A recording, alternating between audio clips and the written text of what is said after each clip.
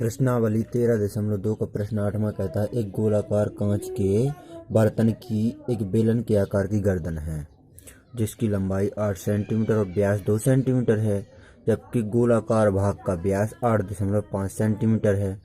इसमें भरे जा सकने वाले पानी की मात्रा मापकर एक बच्चे ने यह ज्ञात किया कि इस बर्तन का आयतन 345 सेंटीमीटर क्यूब है। जांच कीजिए कि उस बच्चे का उत्तर सही है या नहीं।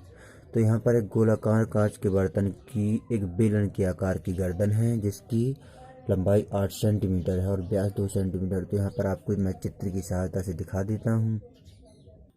तो यहाँ पर एक गोलाकार कांच के बर्तन की एक बेलन के आकार की गर्दन है। ये वाली ऊपर की ओर ये गर्दन है जिसकी लंबाई है 8 सेंटीमीटर यहाँ पर h बराबर, और व्यास है 2 सेंटीमीटर। तो यहाँ पर इसकी त्रिज्या हो जाएगी 1 सेंटीमीटर। तो इसे दे दिए नाम R2 बराबर 1 सेंटीमीटर। ये R1 और R2 अपनी सुविधा के लिए ही दे देते हैं क्योंकि मान रखने में आसानी होगी। अब यहाँ पर देखते हैं कि जबकि गोलाकार भाग का व्यास, जो ये गोलाकार भाग है उसका व्यास है 8.5 सेंटीमीटर। तो यहाँ पर R1 इसे नाम देते हैं R1। तो 8.5 का आधा हो जाएगा 4.25। तो इसे R1 नाम दे दिया। R1 बराबर 4.25 सेंटीमीटर। अब यहाँ पर कहता है कि पहले तो इस गोले का आयतन निकालना है, फिर इस बेलन का आयतन निकालना है और दोनों को जोड़ देना है। क्योंकि प्रश्न में ही कह रहा है कि इसमें भरे जा सकने वाली पानी की मात्रा मापकर एक बच्चे ने आयतन तो ज्ञात किया, उसका आयतन उसने निकाला 345। लेकिन अब हमें आयतन निकालना है और ये बताना है कि ये 345 उस बच्चे ने जो निकाला आयतन वो सही निकाला या गलत निकाला। तो यहाँ पर फॉर्मूला लिख लेते हैं। तो यहाँ पर फॉर्मूला हो जाएगा बर्तन का आयतन बराबर इस गोलाकार भाग का आयतन प्लस इस बेलन का आयतन। अब यहाँ पर इन दोनों के फॉर्मूले लिख देते हैं। तो यहाँ पर गोलाकार भाग का आयतन का फॉर्मूला होता है 4/3 पाई आर का क्यूब।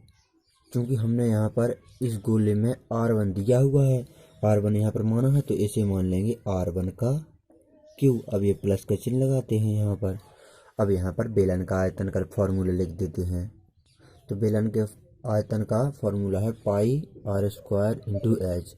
अब हमने बेलन में यहाँ पर त्रिज्या मानी थी R2, तो इसे नाम देते हैं R2। अब यहाँ पर पाई को कॉमन ले लेते हैं। तो यहाँ पर पाई को कॉमन ले लिया तो अंदर बता 4/3 R1 का क्यूब। चूँकि हमने पाई कॉमन ले लिया, अब यहाँ पर ये प्लस का चिन्ह लगाते हैं। अब यहाँ पर पाई तो हमने कॉमन ले लिया है, तो यहाँ बचेगा R2² इंटू एच। अब हम यहाँ पर पाई को वैसा ही लिखा रहने देते हैं।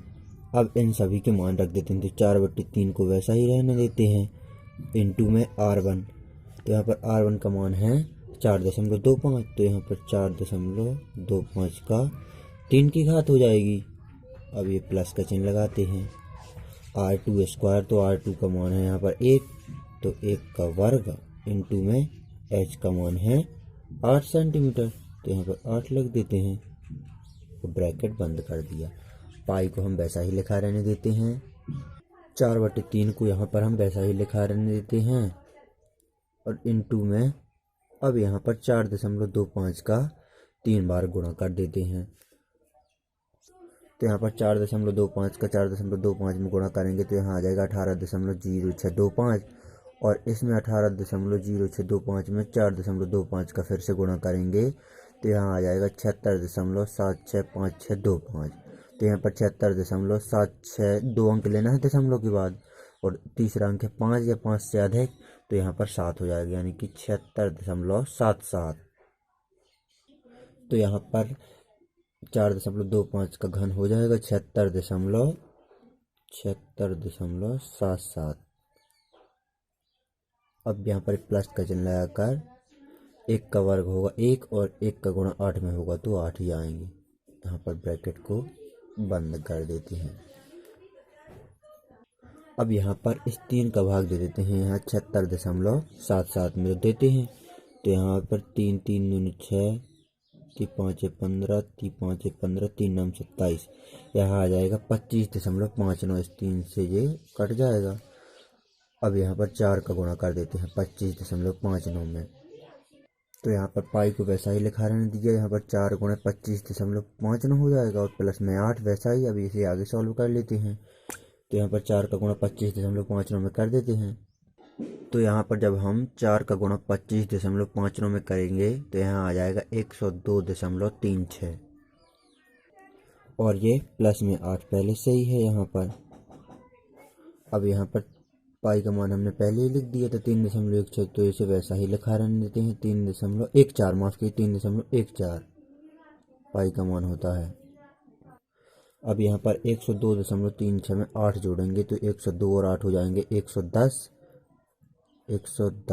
दशमलव और ये 3 वैसा ही लिखा रहने देते हैं। अब यहाँ पर 3.14 का गुणा 110.36 में कर देते हैं।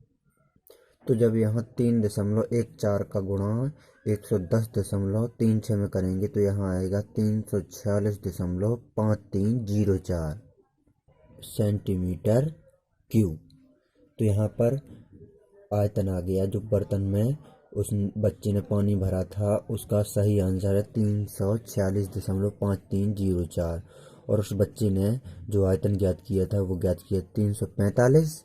तो यहाँ पर उस बच्चे का आंसर गलत है और यही हमारा आंसर है। तो आप इस प्रश्न को अच्छी तरह से नोट कर लीजिए।